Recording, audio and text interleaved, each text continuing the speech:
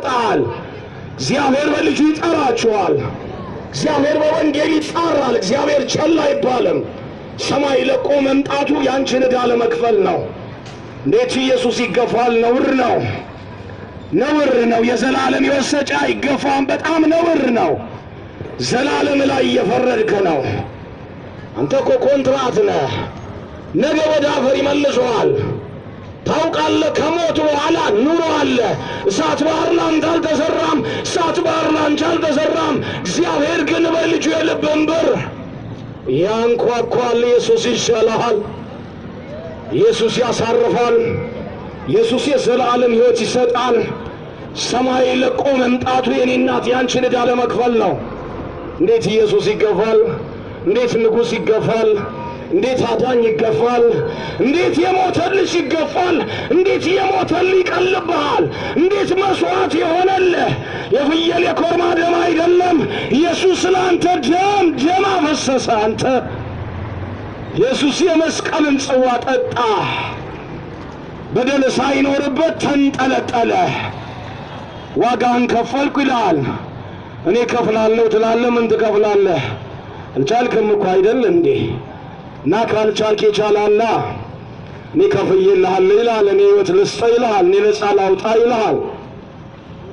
በዓለም ሁሉ የሚሰበክ ዓለም ሁሉ የሚያድን ወዳጄ፣ እንደ ሀገር ብቻ አይደለም ወንጌል የሚሰበክ አበሻ ወገኔ።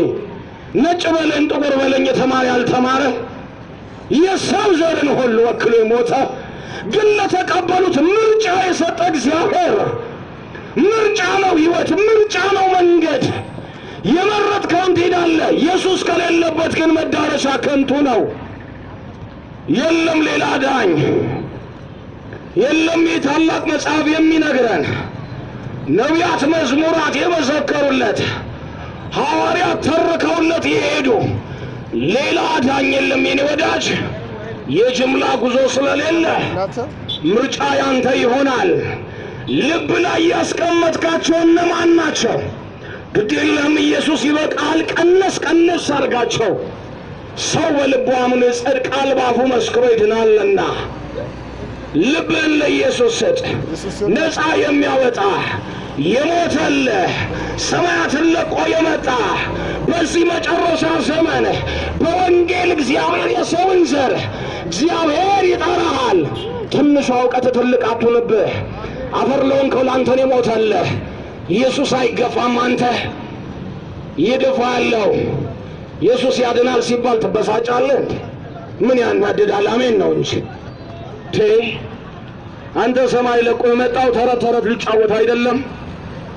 ግለም ነገ ወደ አፈር ይመልሰዋል። ይልቅስ ወስደው መቃብር ላይ የምኞት መግለጫ ይለጥፉልህ። በጣም ስለምንወደው እግዚአብሔር በእናብራቀፍ አድርገልን። በአንተ ምኞት መግለጫ ነገር ከሠራ አንድ ነገር እንዳትረሳ እግዚአብሔር ከሰረ ልበልህ። ክርስቶስ ኢየሱስ በከንቱ ሞት አንተ በምኞት መግለጫ ሰማይ ከተገባ የኢየሱስ ሞት አስፈላጊ አይደለም። የመስቀል ጽዋ መጠጣቱ ተገቢ አልነበረም። እንግዲያው እግዚአብሔር በምኞት መግለጫ ሳይሆን የሚሰራው ልጁን የተቀበለ ልጁን ያልተቀበለ ታውቃለህ፣ በክብር ይመጣል። ኢየሱስ በክብር ይመጣል። ሲመጣ ግን የጅምላ ጉዞ የለም። ስላንተ የሚቆምልህ ማንም የለም። ልብህን ጠይቅ። ኢየሱስ አይቅለልብህ። አትልመደው ይህን ስም። ሰማይ ለቆ መምጣቱ ያንተን ዕዳ መክፈሉ ነው ወዳጄ። ይሻልሃል የዘላለም ሕይወት። ያለ ኢየሱስ በሞት ነው ያለው።